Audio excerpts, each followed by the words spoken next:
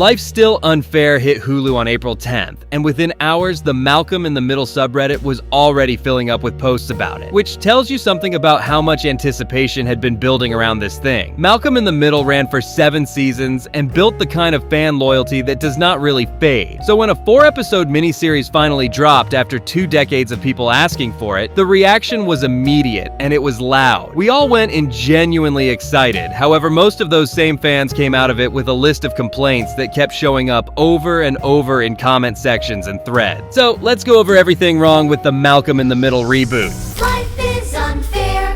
The complaint that showed up most often across the subreddit in comment sections was the same one. The brothers barely shared any scenes together. For a show whose entire identity was built on 3 kids chaotically orbiting each other, pranking each other, dragging each other into disaster, the reboot gave fans almost none of that. Malcolm and Reese had almost no real time together across 4 episodes. Malcolm and Dewey never once interacted in person throughout the whole miniseries. I mean, there is one brief moment involving Ida's ashes where the original energy flashes back for a second, and fans said that exact clip is what the whole thing should have been doing from the start. One comment with thousands of upvotes on the subreddit said, "I wish there were more episodes so we could see the brothers together." And what makes that so telling is that the frustration was coming from people who wanted more of the show. People who liked what they saw enough to be genuinely upset they did not get more of it. The question of where all that screen time actually went is a whole thing on its own. And the answer starts with episode 3. Life is unfair.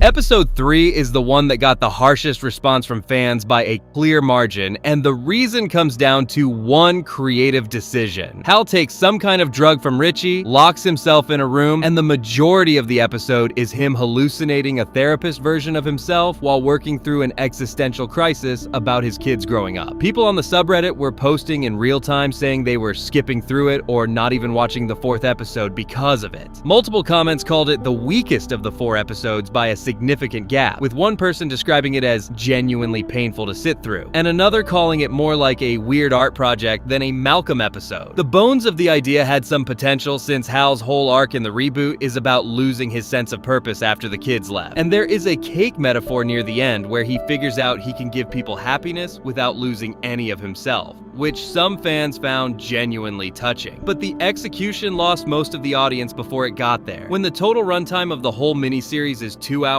burning a large chunk of one episode on a hallucination sequence that people were actively skipping is a tough call to defend, and the show was already running low on time to do the things fans actually came to see. But they weren't nearly as frustrated like they were with the next mistake the show made. Life is unfair.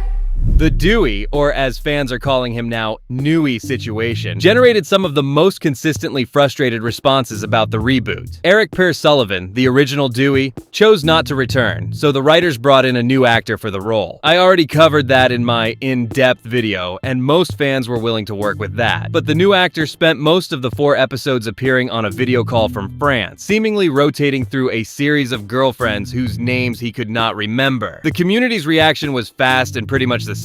If Dewey was only going to be a Zoom window the entire time, what exactly was the point of recasting in the first place? So, allegedly, the script was written while the production was still hoping Eric would agree to return late, and the laptop format was designed to allow him to film remotely if he changed his mind. He never did, which left the new actor stuck with a role that was built around the possibility of someone else. I was excited to see if the new actor can represent Dewey well enough, but we just didn't get enough screen time. Life is unfair.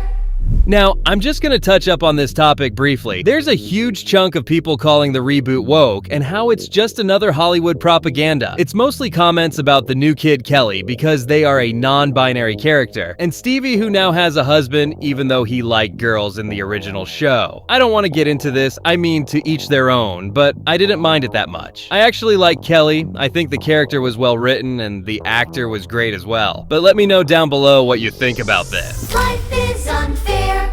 Two separate criticisms that kept coming up independently, but both point at the same underlying issue with how the reboot was executed. The first one is the visual presentation. The original Malcolm in the Middle had a specific look to it, warm, slightly gritty, lived in. That orange natural light that made the Wilkerson house feel like a real place where a chaotic family had actually been living. The reboot looks like every other streaming production right now, bright, flat, and clean. What people online have started calling the Netflix look. One viewer described it as too Apple-looking and said it completely broke the immersion. And the point resonated with a lot of fans who felt that leaning on nostalgia while looking nothing like the original show was working against the whole premise. The second issue is the humor, which multiple people described as feeling more dated than jokes from 20 years ago, which is a genuinely strange thing to happen. The hallucination sequence, Craig's extended fart scene, and several one-liners throughout the episodes were called out as first draft jokes that got greenlit without enough passes. But that's nothing when you watch the ending. Life is unfair.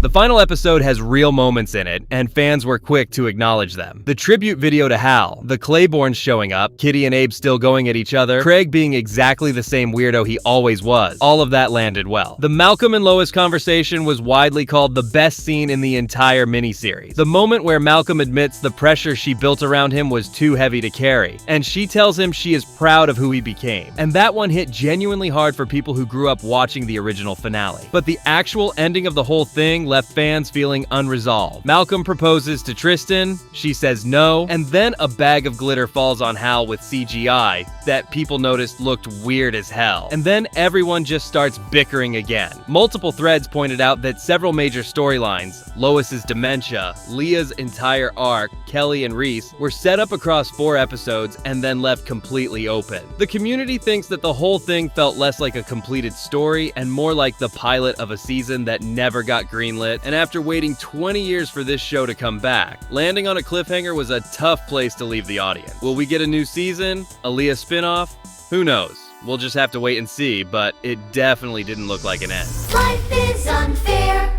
After all of that, the overall community verdict still lands somewhere surprisingly warm. Nobody who watched the reboot said they regretted it. The most vocal critics were people who loved it enough to be frustrated by what it could have been, which is a completely different thing from an audience that rejected it. Cranston and Katzmarek got universal praise for stepping back into Hal and Lois like the time had meant nothing. Francis and Malcolm were called out repeatedly as the most faithful to the original characters, with multiple fans saying their scenes felt like watching season 1 again. Stevie falling out of his wheelchair was the funniest thing ever, and the emotional payoff in that final Lois and Malcolm conversation was called genuinely moving by fans across the board, including people who were otherwise critical of the miniseries. The reboot is available on Hulu right now, and the honest take from people who sat through all 4 episodes is that the family still works, the chemistry is still real, and those peak moments are worth 2 hours of anyone's time. Go watch it, come back to talk about it in the comments, and if you want more Malcolm content, this channel has a lot more coming.